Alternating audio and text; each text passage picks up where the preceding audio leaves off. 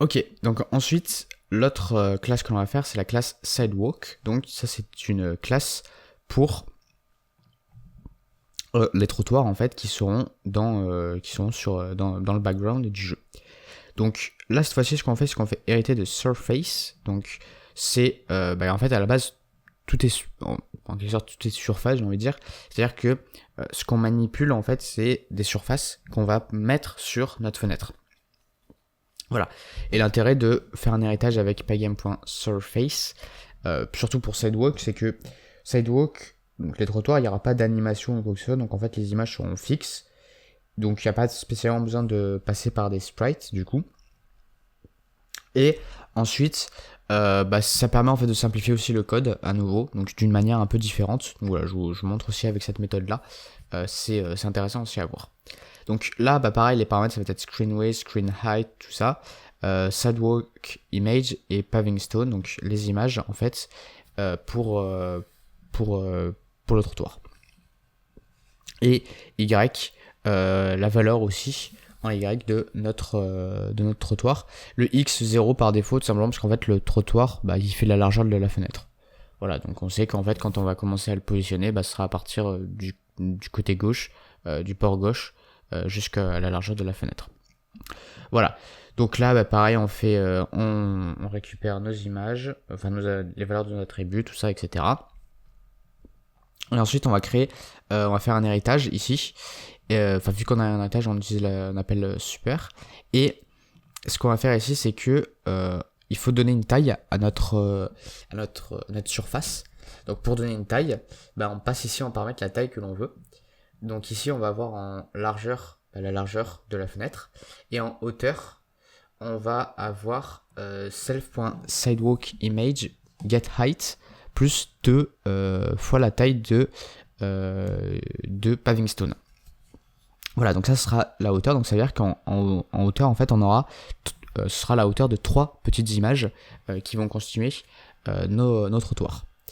Voilà, ensuite on a les méthodes create sidewalk qu'on va revoir après. La méthode HTA, bon ça c'est pas super important.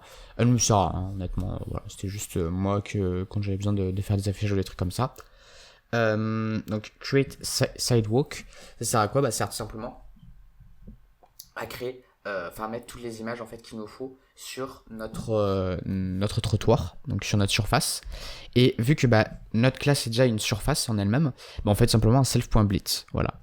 Donc c'est ça aussi un des intérêts, c'est pour ne pas avoir à s'embêter. Hop, donc là de je crée donc tout d'abord paving stone, donc ça veut dire les bords, vous savez, de mon trottoir, donc sur toute la longueur de ma fenêtre. Et après ensuite je mets l'autre image. Et ensuite, je mets l'autre bord du trottoir. Voilà. La méthode move, c'est une méthode que j'ai finalement pas utilisée parce que y a pas besoin en fait de déplacer mes trottoirs. Enfin, en Y, oui, quand le joueur va se déplacer, mais ça sera géré autrement, notamment via les offsets qui sont ici. Voilà, donc avec une méthode Joe à nouveau, où je vais dessiner sur la fenêtre screen passé en paramètre, self, notre objet tout simplement, vu que c'est une surface, et ensuite je prends en compte l'offset que on verra par la suite.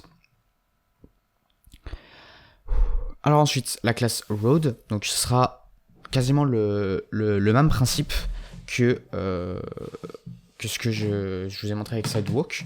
Donc qu'est-ce qu'il va prendre en paramètres? Donc à peu près les mêmes trucs. Car images, au début je voulais mettre mes images de voitures sur la route, enfin sur la road directement. Finalement je l'ai pas fait, donc ce paramètre ne me sert plus. Mais voilà, c'est pour le dire. Et pareil, je fais un héritage avec pygame.surface. Donc voilà, là pareil, je fais hériter ensuite tout ce qu'il me faut. Donc les attributs aussi ici, avec un peu plus d'attributs quand même, parce que je voulais accéder directement à beaucoup plus de choses. En fait, vous voyez par exemple, notamment, je veux récupérer en fait je crée un attribut pour chaque en fait type de petite image que j'ai pour ma route. Voilà. Et pareil ensuite pour le reste, donc NB Tiles, c'est les tiles ou les tuiles en fait. Une tuile, c'est une petite image, vous voyez, que je vous dis. On appelle ça aussi des tuiles ou des tiles en anglais. Voilà. NB Cars, par contre, ça c'est utile, c'est pour savoir combien on a de voitures sur cette route-là en particulier. Ça nous sera utile en fait quand on va gérer les voitures, combien de voitures on met en fait sur cette route-là. Ok, donc ensuite on a une méthode create road, donc qui nous permet de créer notre route, donc comme ceci. Hop. Alors attendez, le truc est un petit peu long. Hop. Donc on va le faire étape par étape. Tout d'abord, on a une variable road qui nous permet qui est une liste de listes en fait tout simplement, qui va contenir en fait toutes nos tuiles, donc toutes nos petites images. Donc là ce que je fais c'est que je crée une première partie de ma route, donc c'est-à-dire une partie jusqu'avant d'arriver à la ligne horizontale, donc cette route là, où je mets au hasard en fait des tuiles avec des fissures, voilà, donc pour donner un peu un style sur ma route, tout simplement. Ensuite, je rajoute comment ça s'appelle, une ligne en fait de tuiles avec ligne, pardon, donc pour faire la délimitation. Et ensuite, je refais pareil, je recrée le reste de la route en mettant au hasard des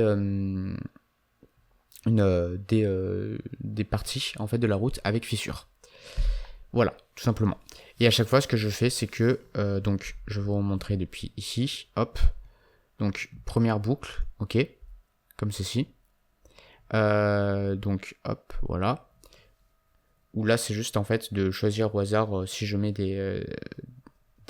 comment ça s'appelle, des tuiles avec ou sans fissures, et je les stocke aussi, donc en plus de les dessiner, je les stocke aussi. Au final, les stocker, ça me sera pas si utile que ça, mais bon, je le fais quand même, ce qui peut aussi servir par la suite quand on veut agrandir le jeu pour voir un petit peu qu'est-ce qui est contenu en fait. Ça sera utile parce que sinon on peut pas les retrouver en fait. Toutes nos tuiles qu'on a utilisées, on peut pas les retrouver. Une fois que c'est dessiné sur notre surface, il n'y a aucun moyen en fait de savoir qui est sur quoi en fait. C'est pour ça que je les stocke dans une liste, c'est pour pouvoir les retrouver plus facilement. Voilà. Donc comme ceci. Ensuite, hop, la boucle pour pouvoir avoir les images avec la ligne horizontale. Et ensuite, la dernière boucle qui est la même en fait, comme ceci. Vous voyez. Donc tout d'abord, on regarde si on a besoin. Donc il y a 5% de chance en fait qu'une tuile en fait c'est une tuile avec une fissure. Donc je fais un truc comme ça avec NumPy. Du coup oui, NumPy aussi pourra vous être utile. Parce que moi j'ai utilisé NumPy, mais sinon vous pouvez utiliser random.randint, ça fonctionnera aussi. Donc ça j'avais oublié aussi de le préciser. Mais utiliser NumPy vous sera utile en fait. C'est d'ailleurs ici ce que j'ai fait. Et voilà, cet import lui ne sert à rien. Et sinon les autres imports que vous pouvez faire ici c'est pygame numpy as np évidemment. Tout comme pour sidewalk aussi, import pygame, pour player import pygame aussi, random, bon moi je n'ai plus besoin ici, et car pareil, import pygame. Voilà, donc ça c'était pour créer la route, donc voilà, comme ceci. Vous voyez, hop, et ensuite le reste ici, et après je return road à la fin de ma méthode.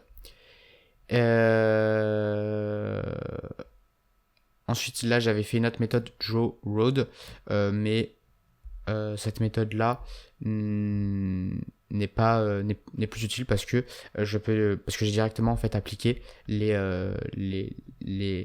images, mes petites images sur ma surface directement. Voilà, mais je peux la recréer évidemment si j'ai besoin, parce que j'ai déjà tout stocké, donc ça je peux le faire aussi.